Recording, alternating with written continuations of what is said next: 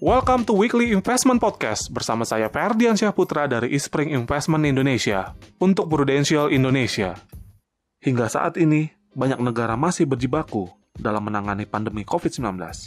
Namun, di saat yang bersamaan, perbaikan ekonomi dari dampak pandemi COVID-19 juga sedang berlangsung.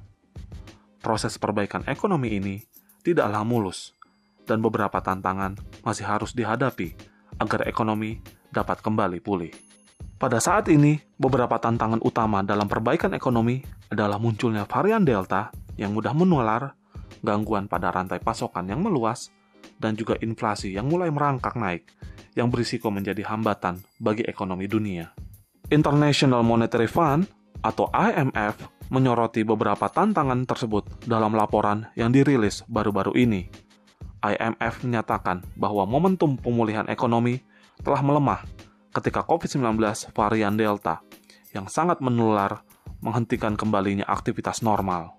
Lalu, IMF juga menyoroti tekanan kenaikan harga di negara-negara berkembang dan memperingatkan bahwa peningkatan kenaikan harga yang berkelanjutan dapat menyebabkan kenaikan suku bunga yang cepat. Di samping dua hal tersebut, IMF juga menyoroti gangguan di rantai pasok yang melemahkan momentum perbaikan ekonomi global. Dengan beragam tantangan baru yang harus dihadapi perekonomian global tersebut, IMF menurunkan sedikit angka proyeksi pertumbuhan ekonomi global.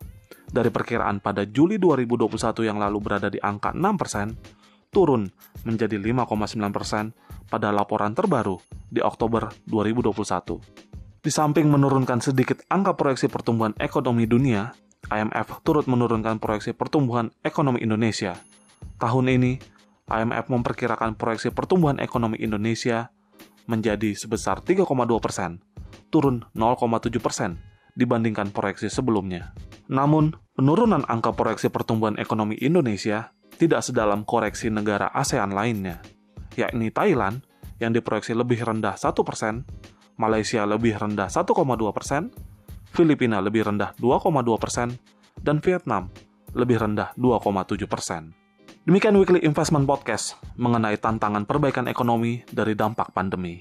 Semoga bermanfaat dan salam investasi.